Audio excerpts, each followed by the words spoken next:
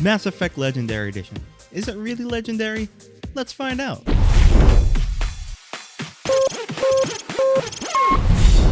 Hi, what is up everyone? My name is Arvee and welcome to Pinoy Rig Enthusiasts, where we bring you guys reviews, unboxings, and insights. I recently just put out a review of the Sony's new True Wireless Earbuds, the WF-1000X Mark IV. If you haven't checked it out, be sure to check it out now on our Facebook page. And while you're at it, don't forget to like and follow our Facebook page. Also, don't forget to like this video and click on the subscribe button, as well as clicking on that notification bell so you're always notified whenever we put out our new videos. Alright, so Mass Effect Legendary Edition. What is it? It's a remaster of the original Mass Effect trilogy, Mass Effect 1, 2, and 3. I'm a little biased with Mass Effect 2 because it's one of my most favorite games of all time. First would be Halo 2. But anyways, going back to Mass Effect. Mass Effect is like a space opera. It's just amazing, right? Mass Effect 1, to be honest, I skipped back in the day. But with the latest changes, they changed the controls, they changed how the Mako runs. It's a lot better compared to its predecessor, or at least the first one. So I made sure to play that game. I'm almost done Mass Effect 3. I just breezed through Mass Effect 1. 2, I took my time, and 3, I'm definitely taking my time. Now, what the greatest things about Mass Effect is that your choices throughout the game will have an effect throughout the later parts of the game. Like, there is some stuff in Mass Effect 1 that might have a repercussion in Mass Effect 3, and same thing with Mass Effect 2. Alright, so let's start out with Mass Effect 1.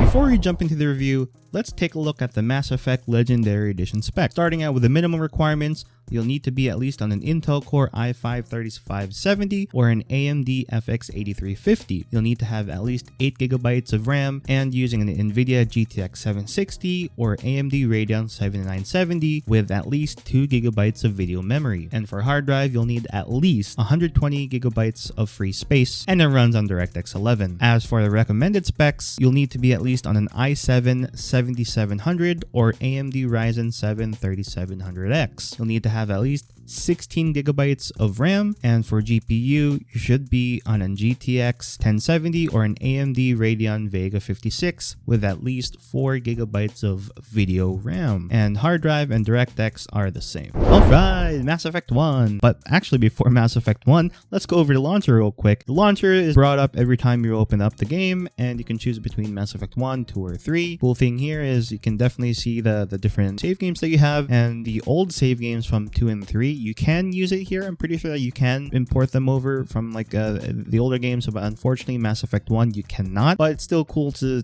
have this central place to launch any of the games.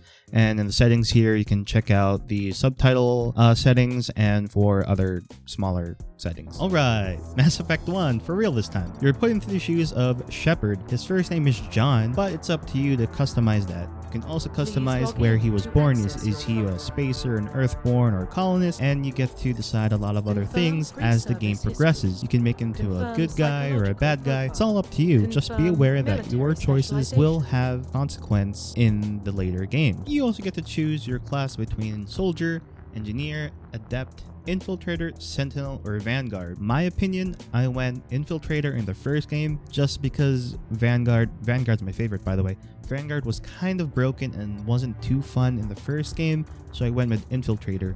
Infiltrator is basically a behind the scenes kind of guy. You would order your teammates around more, and you can just use your sniper from far back. So that's why I went with Infiltrator in the first game, but in the second and third game, I went with Vanguard. Now, as a reminder, I did skip Mass Effect 1 when it originally came out in November of 2007, but I figured that I'd play this one at least this time around in the Legendary Edition, mostly because they changed a lot of the controls. They made it a lot better, but as you can see, the gameplay is still a little bit too clunky for my taste. It definitely gets better in 2 or 3. That's why I'm keeping my Mass Effect 1 review a little bit shorter than 2 and 3. Now, even though the gameplay isn't that great, don't get me wrong, it's still important as it explains a lot. It explains a lot of the story of 2 and 3, like the introductions of the different alien races, the introductions as to why you're there in the first place, and it gives you a nice feel of the world of Mass Effect, and it's great to see it grow. And the cutscenes here in the Legendary Edition, at least for the first one, are so amazing. I looked at the original ones and they were nothing compared to the Legendary Edition. If you want to breeze through this just like I did, just put it on the easiest difficulty and then just breeze right through the main story. You can do some side quests if you want, but in my opinion, don't skip this. It's great to play it. If you haven't played it before, now's the right time to play it. If you have played it before, you'll definitely see changes, but I highly recommend that you don't skip this. Don't make the same mistake that I did in 2007. Okay, moving on to Mass Effect 2. Finally, I just breezed through the first game, and when I finally finished the first game, I was like, finally, nice, this is it. So in Mass Effect 1 and Mass Effect 2 and Mass Effect 3, I didn't cover this earlier, but you get to choose a squad. You recruit people as the game progresses. There are some people that you can choose not to recruit. These are mostly for the DLC characters, but most of the main story characters, you do have to recruit them. You recruit them into your squad and they follow you around during missions. You can also order them around, like make them focus fire on a certain enemy or make them go into different positions to cover your flank or something. And you can also use their abilities to aid you in combat. Now in Mass Effect 2, your squad mates, they will all have their prompt or their time in the story that they'll talk to you, and that triggers like a loyalty mission. They want you to help them out with something in return for them helping you out with your mission. I highly recommend you do the loyalty missions. Some of them are a drag. Some of them are so easy that you just have to like follow someone around or something. Some of them you just have to talk to a couple people. But I highly recommend you do the loyalty missions. If you are like too lazy and choose not to, I mean, it's up to you. That will have a consequence. If you do the loyalty missions, that will have a consequence as well. If it's good or bad, I don't want to say. But again, let's say, you're keeping your friend loyal to you, right? Usually good things happen then. So I highly recommend you keep them loyal. Now, my favorite companion or squad combination would be Garrus. Garrus is always there. And when you recruit Tali, Tali is always an amazing companion. I also romance Tali in my gameplays. Yeah, you can romance people as well. I'm not sure if you can do the same-sex romance in 2, but I'm pretty sure that there's a mod for it if you want to do that. Generally, if you play as a female shepherd, you can romance the male characters. If you play as a male shepherd, you can romance the female characters. And the whole romance thing is totally optional as well. In the first game, I romanced Liara. Felt that Liara was just like a good friend that's always there for you. But Tali is like the kind of person that would like drop whatever she's doing just for you. So it's totally up to you. That doesn't really have a much of a dire consequence in the future or in the games. It adds more dialogue, definitely. But if it's like a consequence, well, not to spoil, but yeah, it's nothing much. It just adds flavor to the game. So in Mass Effect 2, I went to Vanguard. It's just so fun to just like fly up right into their face and then the time would just like slow down for a bit and you can just either melee them or shoot them with a shotgun in the face. It's so satisfying, especially with cryo ammo. They just like break up, they freeze and then they just like they just explode. But the cool thing with all the other classes are you have your, there's so many ways to play Mass Effect 2. I'm on the veteran difficulty, so it is a little bit harder than the normal, but that shouldn't be a problem actually towards the later part. But in the early game, you will die a lot. At least I did, but that should be easily rectified when you start leveling up your character, getting better armor, and yeah, just getting better squad mates as well. Now you may not notice this, but the controls are less, quote unquote, less clunkier than the first game, and everything is just a lot more smooth. Your controls are basic. You can run from cover to cover, you can jump over cover, but you can't roll just yet, and you can't like move to the side of the cover. That comes in Mass Effect 3. But in Mass Effect 2, yeah, that's just your basic controls. You move, go to cover, shoot, use your abilities, rinse, and repeat. One of the things I love most about Mass Effect 2 and 3, but mostly affects 2, is the character progression. Not only do you yourself see that there's a physical character progression, where if you are a good guy, if you do a lot of the Paragon interrupts, you'll see that your facial scars go away. Whereas if you are a renegade or a bad guy, your scars will either stay the same or get worse. But you can later, purchase an upgrade to remove those scars. However, it's still nice to see at least a physical progression take place. Now, why those scars are there, you have to play through it. I don't want to spoil that for you, but you'll definitely see it in the intro of Mass Effect 2. Character progression also takes place with your squad mates. And there you have Mass Effect 2. Now, I know most of the videos here are a lot of like cutscenes. I tried to make it into a review where nothing is spoiling you. I'll be moving on to Mass Effect 3 after this. However, it's going to be mostly the same. I'm only going to be talking about the main gameplay, the story a little bit, but not anything spoiling as much as possible. Now, I completely understand that this may not be everyone's cup of tea. Not everyone likes a space opera, not everyone likes space themed where it's all like futuristic, you have all of the different alien species and stuff. Now, not everyone's definitely gonna like it, but I highly recommend that you give it a try. Alright, now let's move on to Mass Effect 3. Okie dokie, so Mass Effect 3, the final game in the Mass Effect trilogy with the highly critical ending where a lot of people did not like the ending. I thought it was okay. I'm not gonna talk about the ending too much, but there have been a lot of talk about the ending and that the Citadel DLC, so Mass Effect 3 has a lot of DLC. Citadel DLC is one of the DLCs that I think the developers tried to make up for one of the bad endings. But all right, so let's definitely hop into it. All right, so let's start out with the controls. The controls are basically the same, but here you have the added roll effect that you can dodge like left and right, and you can also move from cover to cover, and you can move to like the opposite side or like the adjacent side of your cover. That's basically the new control system in Mass Effect 3.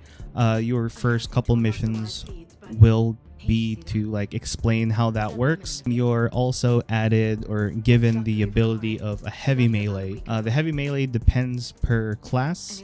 I think it's if you're a soldier or infiltrator. I don't remember from the top of my head. You have like this Omni Blade that you can use. If you are a Vanguard, you have this kind of lame like heavy biotic melee thing. It's not as, you don't get the same satisfaction as the soldier does. But the difference in Mass Effect 3 is the weapon system as well.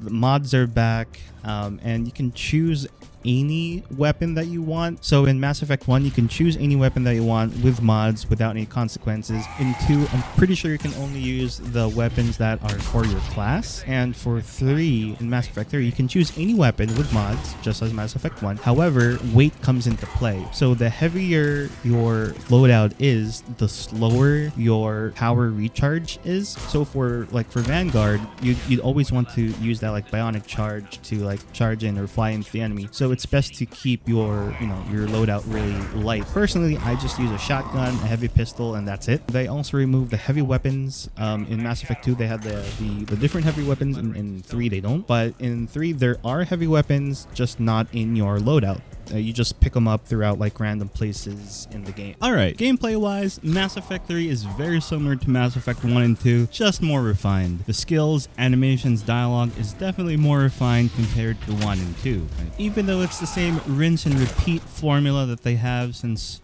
Mass Effect 1 and 2, with the addition of maybe rolling and moving from cover to cover, it's still great and adds a lot to the table. The addition of new squad mates and how the whole universe is basically on high alert due to the Reapers keeps you on the edge of your seat, basically. What I like most about the gameplay is the welcome removal of the tedious tasks. Like if you wanted to scan a planet for resources, instead of sending probes, all you do is just scan a planet and you'll get it. There's also that removal of the Project Firewalker stuff where you just drive around the planet and gather intel or something like that. That is no longer here, and it just takes you right to the gameplay, to that run and gun feel, or tactical if you prefer, and of course focuses mostly on the story. But all great things must come to an end, just like this review. So to sum it up, Mass Effect 3 is a great ending to the trilogy. Well, you have Mass Effect Andromeda and the teasers, but that is a different story. The ending ending is kind of controversial. If this is your first playthrough, I highly recommend that you just go with your gut, and then if you want to play out the other endings, I guess just save before the last mission and then play out the other endings if you wish. But at that point, I think it's just best to redo the whole Mass Effect 3,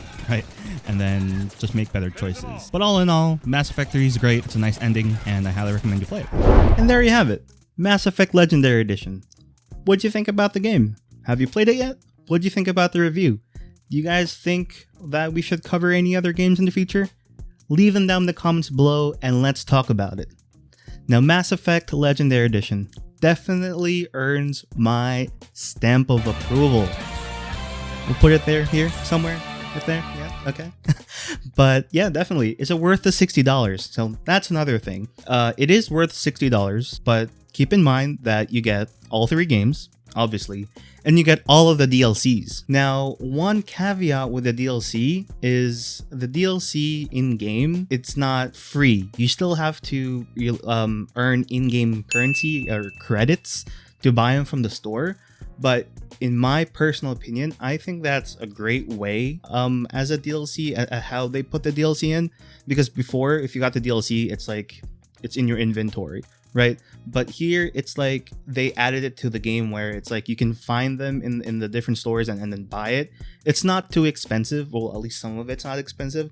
But it's like a cool way of like, oh yeah, DLC, they like integrated it into the game. So that's kind of the difference with the DLC this time around, but it's definitely worth it in my opinion.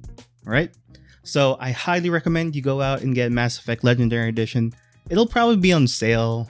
I mean, like Origin does tend to put their games on sale, and Steam for that matter. But regardless, whenever you get it, I highly recommend you play it. It's definitely worth it. It's definitely a nice filler, at least until the next Mass Effect. Mass Effect Andromeda, I played it. It wasn't really much to my liking. I guess, you know, we all have our own opinions regarding that, right? But I highly recommend you get Mass Effect Legendary Edition. And yeah, that's it for the review. All right. So thank you for watching this review. Don't forget to like this video and subscribe to our channel. And last but not the least, don't forget to click on that notification bell so you'll always notified with our latest videos.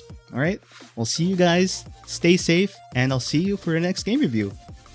Bye.